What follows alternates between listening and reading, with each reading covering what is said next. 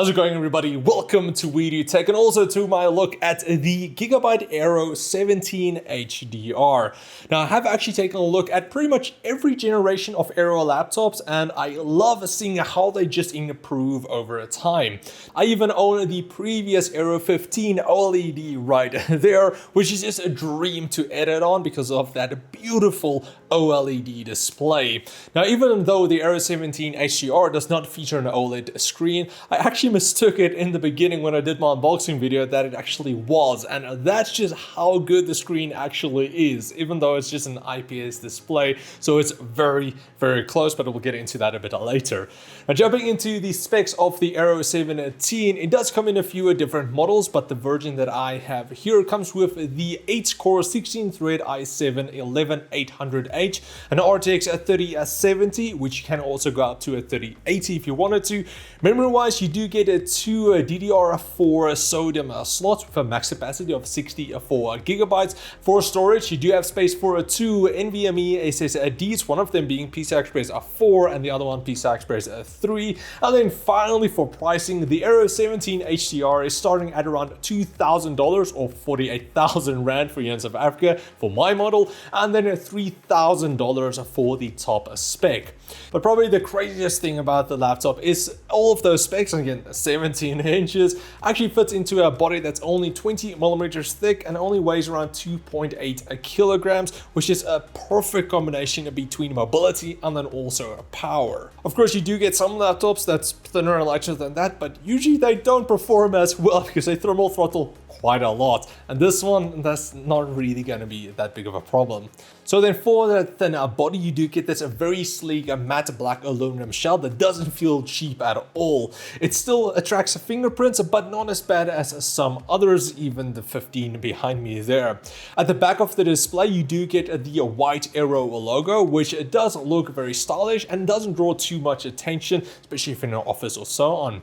Now, the design is slightly different from the 15 OLED, with a darker color and then some carbon fiber styling on the back instead of the brushed aluminum on the 15. Moving on to the I/O, it's pretty much the same except for some ports being swapped around. So you do get a 3 USB 3.2 Gen 1 Type A ports, your Thunderbolt 4 Type C port, an HDMI 2.1 port for that 4K 144Hz, a mini display port version 1.4, separate 3.5mm jacks for your headphone and for your microphones, a UHS 2 card reader, which is really nice to have, your DC in a power jack, and then also 2.5 gigabits a second Ethernet port. I think that's the first time that I'm really seeing that on a laptop, which is pretty cool.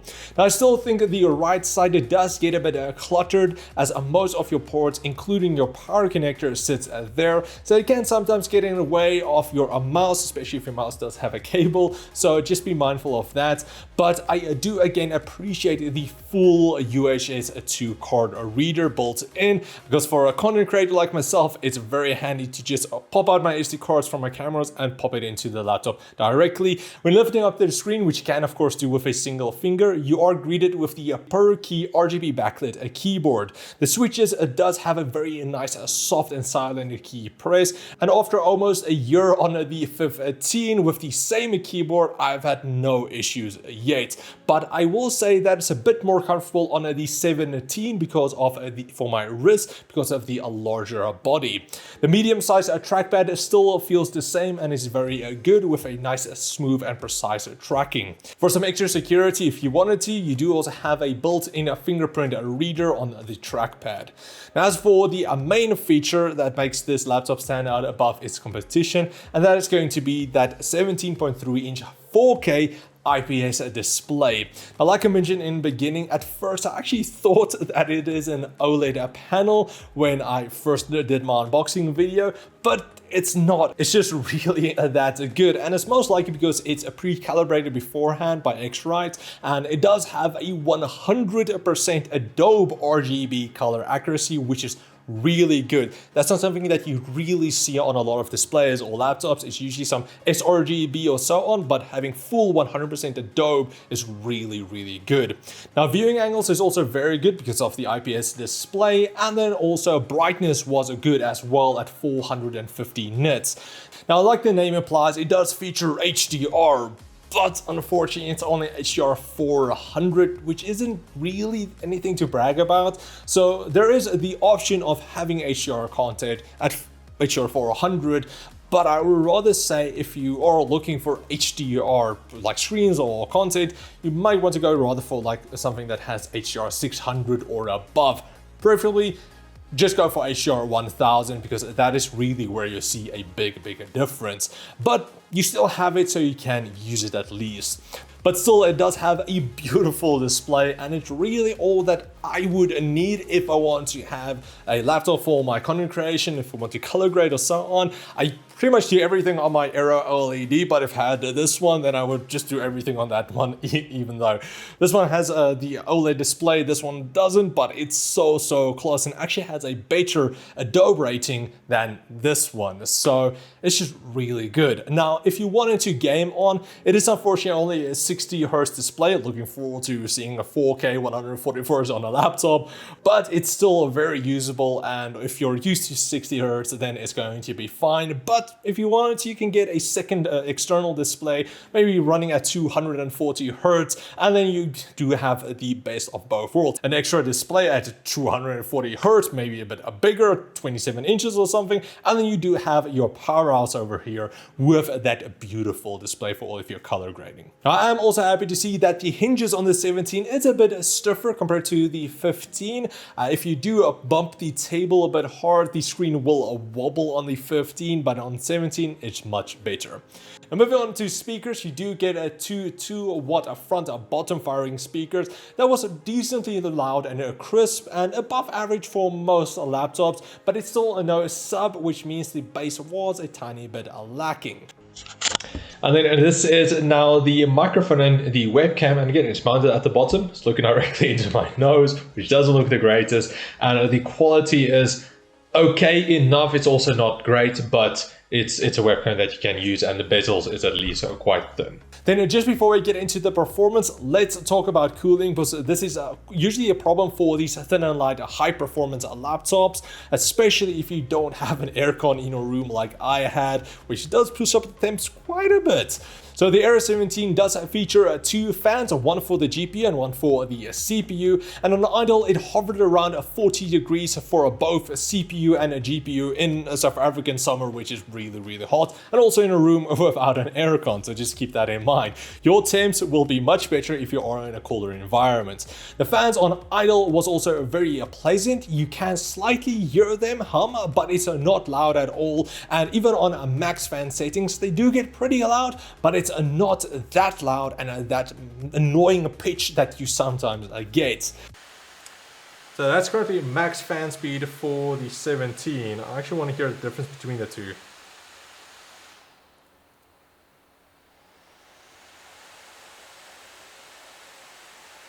Now, when running a CPU on a Blender workload, the CPU did jump up to the high 80s at 4.5 GHz, where it did start to drop the clock speeds and averaged around the upper 60 degrees and at 3.2 GHz on all 8 cores. Then for your GPU, I never really saw it go above 70 degrees in all of the games that I tested, so that's not going to be a problem. But all of the testing was also on a max fan speed.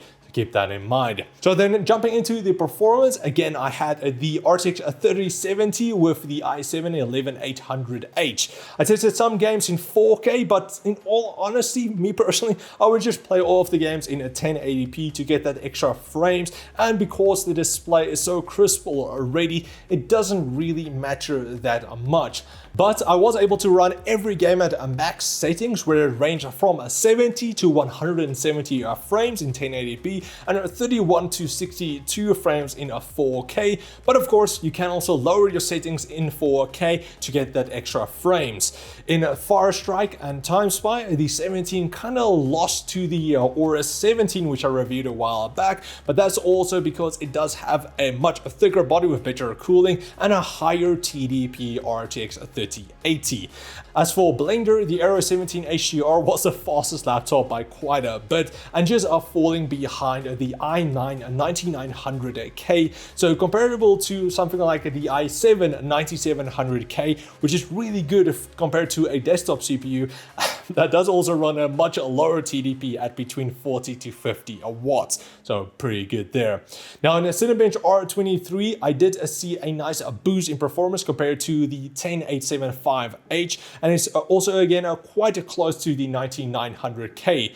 Now also because I didn't have all of my previous laptops to test on the newer R23 Cinebench, I tested the 17 also on R20 as well, and without a surprise, it destroyed all of the other laptops with 400 points more than the closest 10875H laptops. Then lastly, for storage, you do again get two M.2 slots, one of being the newer PCI Express 4 slot, and also the other one a PCI Express 3. I did do some SSD benchmarks as well, seeing as the 10th generation does support PCI Express 4 again, and it did actually quite well with the Gigabyte Pro 1TB NVMe SSD, reaching sequential speeds just below 5,000 megabytes a second, and overall it's just a much better SSD compared to the Intel one in the Aorus 15 OLED. That one unfortunately isn't that great, but this one much better. Then finally, for a battery life, you do get quite a large 230 watt power adapter and a 99 watt hour battery. The battery lasted around 1 hour and 25 minutes gaming and around 4 hours and 45 minutes on office work. It's good enough if you want to get through load shedding here in South Africa, but it's not going to last you an entire day gaming. So then in conclusion, the newer Aero 17 HDR is probably one of the best content creator laptops on the market right now. The screen is just amazing. Again, even though it isn't an OLED display, it's still really good with that 100% Adobe RGB color gamut. The i7 packed a really good punch, and I would really like to see how it compares to the new 12th generation Intel CPUs. I can't wait for them to actually upgrade this one as well with those, and I think that's going to be a beast, especially for editing. The RTX 3070 did also really well. You can't really play all the games at 4K 60 Hz, but it was able to play everything in 1080p, no problem. And then of course some games in 4K if you do lower some of the settings. So for any content creator, this will just be a great fit. And I kind of want to swap my 15 OLED for the 17-inch now because it's so close and you do get much better performance out of that one, and the screen is larger as well. So it's unfortunate, but I really do like them. And again, I've been using this one for almost a year now, and it's just a beast. So I can just imagine how this one is going to be after a year as well. So if you guys enjoyed this review, please like, share, subscribe, and comment like always. A big thanks to Gigabyte South Africa for sending this one over for a review, and this one also kinda. So a big shout out to them. And if you guys want to get in for yourself, I will leave links in the video description for that one's review as well if you want to see that. But anyway, thanks for watching guys, and I'll check all of you next time. Cheers guys.